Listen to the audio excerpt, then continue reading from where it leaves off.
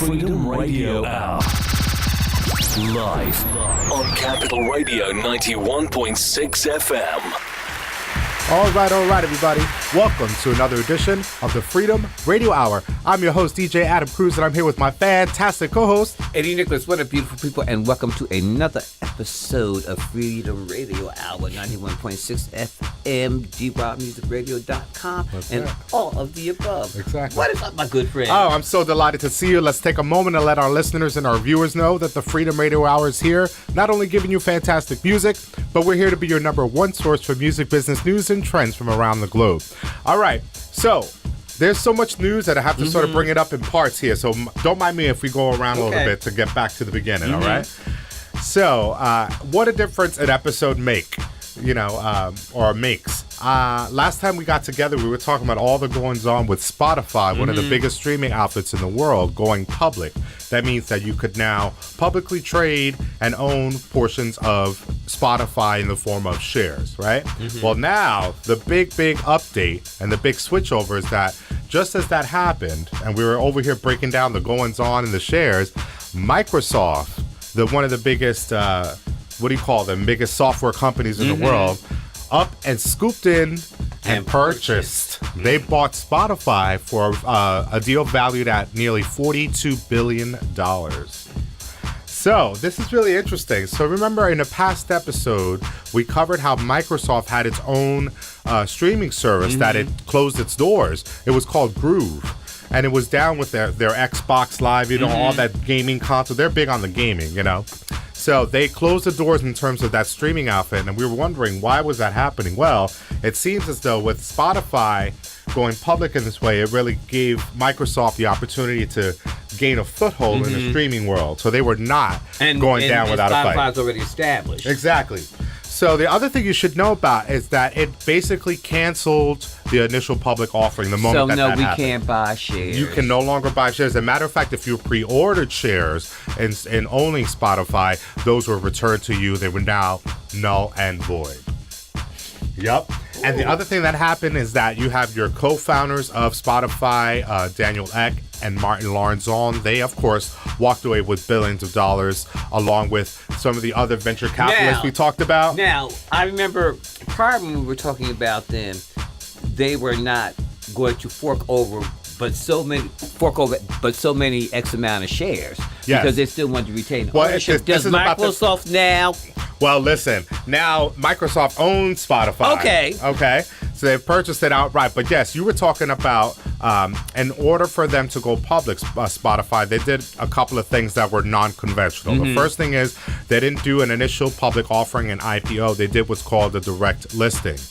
And actually, because they did a direct listing, it allowed Microsoft to do this last-minute deal because evidently, if you do the traditional route, you can't really go reverse course, if you will, once the process is in place. Whereas in a direct listing scenario, evidently, it's easy to make bait and switch and do all that kinds of stuff in the last minute. Now, if I was one of the people that already had purchased shares, I would be raised in pure cage. But it's not uncommon, and it's not like lawsuit I worthy. don't care if it was uncommon or not. If I've already shelled out my ducats and I've already got a portion. What's a pre-order? Pre-order portion or whatever, I'm making my commitment to that. I would be fighting for it because I would deem it would be unfair. Well, you would need to take it up with Microsoft. Yes, Microsoft. Because now, what the biggest sort of takeaway here is that Microsoft joins the three other biggest, so now they're the biggest elephants in the room, if you will. Who am I talking about? Spotify, who is now owned by Microsoft, YouTube, which is owned by Google, Apple Music, and Amazon. Those are the four biggest elephants in this streaming game right now. So it's a very, very important to know that. And that everything that with the streaming, everything that they're doing is tied to a product. Exactly. Exactly. What else did I want to share about that? The other thing that's important to know about this deal is that the four biggest labels right now in the world, Sony, Warner, UMG, or maybe that was our three biggest. Anyway, evidently our three and four biggest companies out there that had shares in Spotify, they walked away with a collective $8 billion. Can you imagine? $8 billion. So that's sort of the skinny about what Spotify's done, but not to be undone. They still have more to do in the world of buying things up. Spotify just announced that they bought this thing called Louder, Loudr. Louder evidently is a Shazam-like product. You know, Shazam is on your phone and you could engage it, activate and whatever it, music and whatever music's heard, it'll more than likely identify it, so you can either buy it or at least find it some way. Well, Louder does a similar thing, but it also tracks and helps Spotify identifies the way in which you pay it out. They do. So they're looking at it as both a Shazam-like product for customers, and they're looking at it like a better way for us to track who we have to pay and how much. So I'm looking at this like, what is going on in this world? Let's take a break. When we come back, I want to talk more about what's going on in terms of switching things up in the streaming world. In particular, we need to break down Beatport and their recent acquisition that I think might be the game changer we've been kind of hitting at here. Anyway, let's take a break right here on the Freedom Radio Hour. 91.6 FM, D-Wild Music Radio, freedomradiohour.com. Singer, songwriter, performer, and host Eddie Nicholas debuts his fantastic new album. Released in conjunction with mixtape sessions and Deck Music imprint, Eddie brings you a 16-track album full of fantastic jams upon jams, perfect for any dance floor. The album includes records like Fall in Love, Goomba, and Reuben. Check out EddieNicholas.com and TrackSource for his brand new LP. Freedom Radio Hour. Live on Capital Radio 91.6 FM.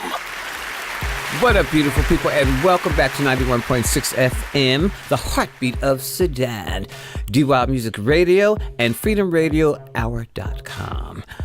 I'm Eddie Nicholas, and I'm just so grateful that you decided to stick around with us. And, of course, I'm here with this one right here, Mr. Adam Cruz. Adam Cruz. And we're live and direct right here on the Freedom Radio Hour, your number one source for music business news and trends from around the globe. Before we broke, we were talking about the latest in what's happening in the streaming game. We were talking initially about Spotify initially going public, and now it's been purchased by Microsoft. But now, in the name of streaming, it's important to talk about what's happening in the DJ world. You see, for the kind of house music that we like here on the show, we generally, by and large, I just want to generalize, it doesn't necessarily mean it's always the case, but generally speaking, we visit and frequent a website named tracksource.com. That's a website that specializes in more of that soulful dance music nature that we love here. But its direct competitor, and so I would argue a bigger version of itself, is Beatport. Was it Beatport before TrackSource? That's a good question. I'll have to look up the dates. I do believe maybe Beatport was first, but in terms of soulful dance, it was definitely TrackSource that really became much more popular for our kind of dance music. Anyway, for a long time, I have been struggling with why our independent music sites like TrackSource and Beatport have not fully engaged in streaming like Spotify and Tidal and the others. Like, I thought by now the Beatport and TrackSource would have been asked for your $10, $20 a month to have unlimited access to whatever is on their website. Well, TrackSource just recently announced that they have reduced their prices. We covered that on the show, but they made no announcement about their interest in pursuing streaming as a business, right? And I was pondering with you, I was like, why are they not doing that? It seems like short-sighted. They're not seeing what's up ahead. Well, their direct competitor, Beatport, has already made inroads in doing just that. What are we talking about? This thing called Pulse Locker. So if you're a DJ like me, you still need some sort of physical product when you hit a club or a lounge and you're playing. For a lot of times I bring like a little USB stick, or back in the day I brought vinyls and it hurt my back, or CDs in a CD magazine case. But now Pulse Locker is this way in which you can access all of the music you have, not on a USB port, but from a cloud. So initially I'm like, okay, that's cute for anybody that might be able to play at a club that has that kind of capability. But most of the clubs I go to, they aren't there yet. But the thing that really makes Pulse Locker very interesting is that it's music that you can put and upload onto a cloud, yes, but you can access it without an internet connection. Which I was like, wait a minute, that's a game changer, because That's the biggest complaint. Why would I buy into this little service when if I'm at a club and they don't have internet or they don't have Wi-Fi, whatever, now I can't access this cloud, but they're saying you can and you don't need an internet. So what is it? It sounds like it's some type of app download feature that you put to your phone, and when you download whatever music it goes directly into your download feed. I think I don't know how it works, but I know there's got to be there has to be a way to get it to whatever you're getting to. So I think the way it works is like this. When you do have access to the internet, it takes those opportunities to download and sync up your device. But when you don't have it, you could still access it offline, like on a phone, but except this is a cloud, which I'm just... Sounds like a drop bucket to me, or whatever you call it. Dropbox, yeah. Dropbox, yeah. Yeah, but you still need an internet connection to access all that. In this Pulse Locker situation, you don't. And I'm like, well, that's really interesting. I think that right there is telling me that Beatport is really trying to be on the cutting edge of the streaming game, even as it relates to the DJ culture. Well, we're going to have to see how cutting edge that is, because it sounds like it's something that has already been out there and they're just trying to revise it to make it sound crunchy, but I think, but those are, in our world, many times that happens. What happens on the bigger level, let's say at the major label side. Now, my question is, how does that affect the artist? Well, I'll tell you, the first thing is, it affects the artist because this feature, Pulse Locker, not only can you access it without an internet connection, they also track all of the plays and stream counts for all of the DJs that are on it. So how does it affect the artist? Because now they have a much more accurate way to pay you. This is not unlike in our last segment where we talked about Spotify purchasing Louder, that Shazam-like product that tracks the music and the plays. So Pulse Locker for Beatport and the DJ culture is offering the same thing. So how does it help the artist? Because now they can pay based on the streams like they do now with Spotify and the others, but they have this mechanism for tracking it. What do you think? And see, what about... No, I'm just going to say, yeah, I'm saying, that's all I'm going to say is, Because now for the first time, we're talking about real-time tracking at nightclubs that are playing music that is maybe new, cutting edge, unreleased. All that stuff can be tracked now. Sky's the limit. But sky's always the limit. Well, let's take a break. When we come back, we're going to talk more of this music business news right here on the Freedom Radio Hour. 91.6 FM, the Heartbeat of Sudan. Come back with us. Mixtape Sessions is proud to present singer, songwriter, actor, and Mixtape Sessions recording artist Jacqueline Graham. Produced by DJ and label head Adam Cruz, the Jacqueline plea includes Inside My Head and You Showed Me Your Love. Check out Jacqueline Graham and the Jacqueline EP, available to stream everywhere now. Mixtape Sessions, music for the people. Freedom Radio Hour. And we're back live on Capital Radio 91.6 FM, the Heartbeat of Sudan, and on the web at dwobmusicradio.com. You're deep in the zone right here on the Freedom Radio Hour, your number one source for music business news and trends from around the globe. I'm sitting here with my fantastic co-host, Eddie Nicholas. What up, beautiful people? We are so glad that you're back with us. So I guess we're going to jump right into it. Yeah, we have to do like a bit of a sort of a summary of a bunch of news items. The first thing, I think it's really important to talk about Kendrick Lamar. Yes, congratulations. Yes, one of the biggest hip-hop artists that's popping right now, if you will. And Kendrick Lamar has had a lot of success with his records, including Be Humble and others that are really just blowing up the charts. As a matter of fact, his album entitled D-A-M-N, Damn, was #1 on the pop charts. Well, he has just won, not a Grammy, not a Tony, not an Oscar, but a Pulitzer Prize. A Pulitzer. Can you imagine? Is it Pulitzer or Pulitzer? Pulitzer. Pulitzer. P-U-L. Yes, P-U-L. So this is the first time that the committee has issued such a prize to a hip-hop artist. That's #1. #2, it's not the first winners in music. Usually that's left for other genres like jazz or classical music. Those are often the recipients of Pulitzer Prizes. So this is the first time that a hip-hop artist has won that, and it's the first time that a #1 chart person has won. Anybody who's made a hit record, generally speaking, they're not really Pulitzer Prize material.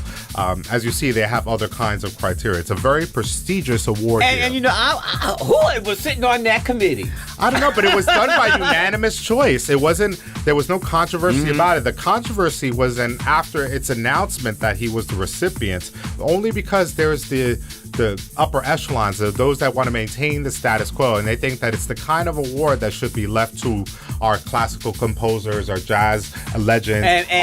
But then again, why is he not considered a classical? Well, I think that this award is breaking that mold. Exactly, breaking that mold. And again, my knowledge of Kendrick Lamar, he deals with a lot of social topics and political topics and topics of injustice.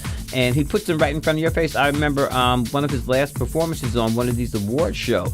It was phenomenal. Yes. With the type of message that he's trying to bring forth of empowering people, empowering oneself, being proud of your blackness, being proud of who you are, all of that. So, and this kind of speaks to an episode we covered a few back. Should artists cover political stuff? Should we be politically minded in our lyrics?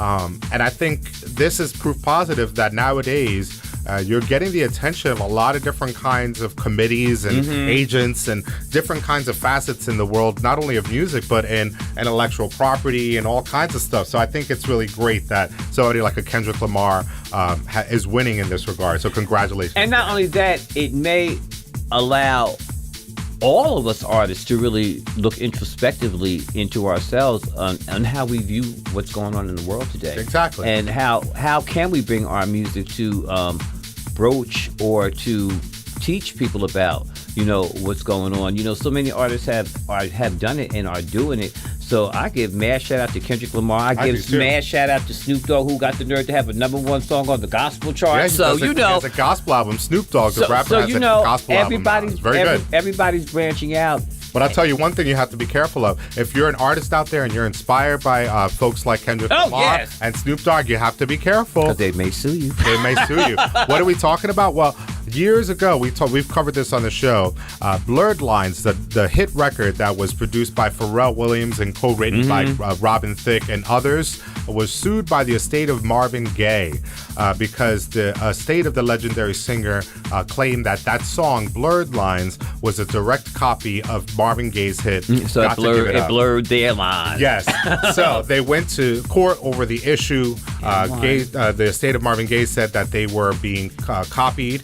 And so Robin Thicke and Pharrell Williams and them said that no, we were not copying. It was inspired by a groove, but it wasn't a direct copy at all. And see, where they messed up, they should have never said it was inspired by a groove. Well, because they were basically making this grander argument, which is valid. Are you liable by being inspired? Like we just covered.